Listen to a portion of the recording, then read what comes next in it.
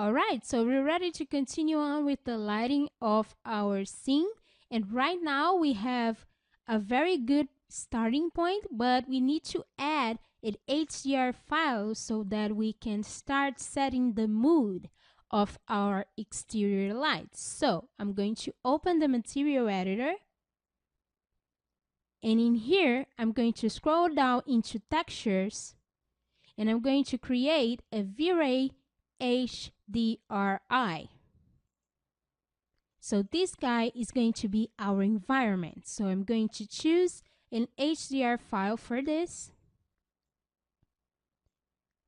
Like I said before, I want something close to sunset, but I don't want this to be too yellow. The reason for that is that we are going to use very warm colors for the artificial lighting. So in order for us to have some balance, it is interesting if you can find a bluish kind of HDR. It's going to work a little bit better with the lighting composition. Okay, so I'm going to choose this one and I'm going to click open. And there you have it. We're going to change the mapping to spherical. And you can see that we have a few multipliers here to control the overall lighting contribution of this image. So for now, I'm going to open rendering environment. And I'm just going to attach this HDRI here. So I'm going to click here, drag, and I'm going to replace this as an instance.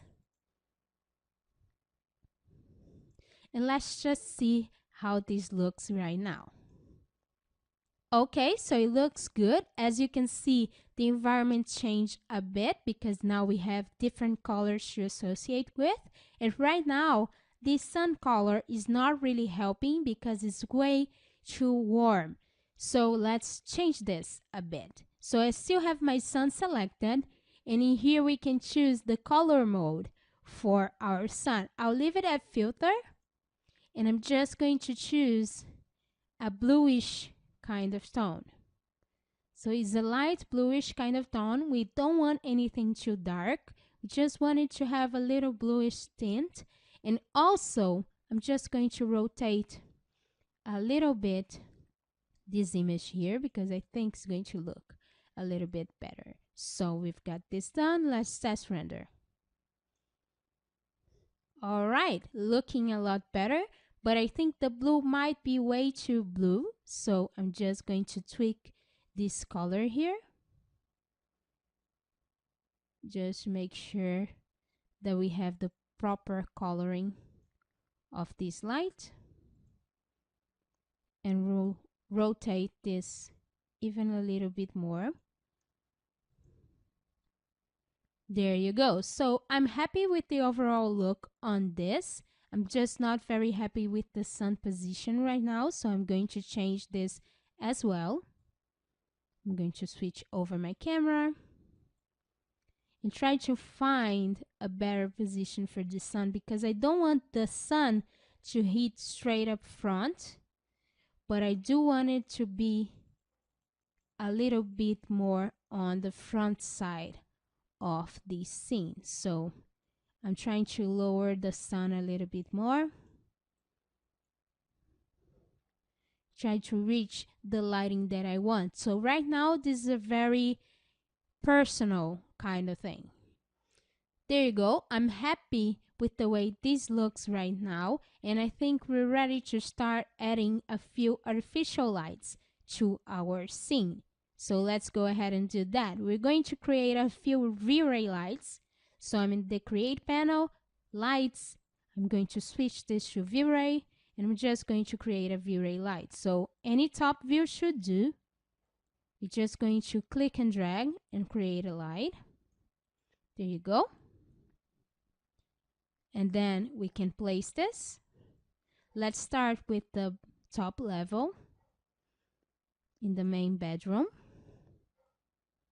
There you go. As you can see, this is where the light is. Try not to cross any walls. And on the modify panel, let's change a few things. First, the color mode, I like to use temperature because for me is an easier way to control it, but either way is fine. And we want warm colors for the lights. So I'm going to lower the temperature quite a bit. And as you can see, you have a little color feedback here. So you can use this to kind of know where you're going with this. So I'm going to increase my multiplier to something like 40. Okay, and then I'm just going to test render to see how this is. Okay, looks good, but we can see the light plane here. This is default on V-Ray lights. We have to disable this because we don't want to see the light plane going on there. So I'm just going to find the options and I'm going to check invisible. So that way we won't see the actual square of the light. We just see the light lighting the scene. And I'm going to lower the temperature a little bit more. And let's see how this looks right now. Okay, looking good. Now that I have this light here, I'm starting to notice that the exterior light is not the way that I want it to be. So I'm going to try to change this HDR file.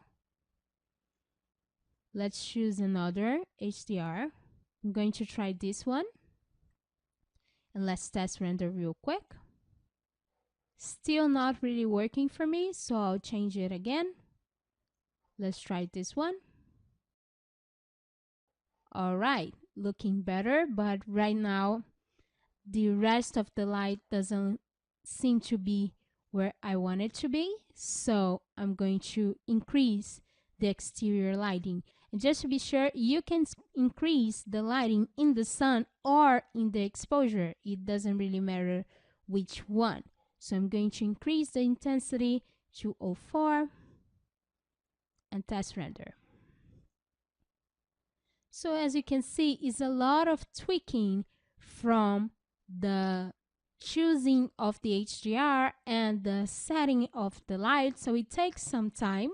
I'm going to do that between lessons. I'm going to tweak this, but the process is the same. You just change the intensity and change the HDR and try to find the best match possible for you to have the results you want. Also, you just have to duplicate this light around and change its intensity to each room. We don't want the same intensity in every single room, and we don't want the same color. So let's go ahead and do that. I'm going to select this, hold shift, duplicate it down as a copy, and I'm going to increase the scale of this a little bit because it's a bigger room.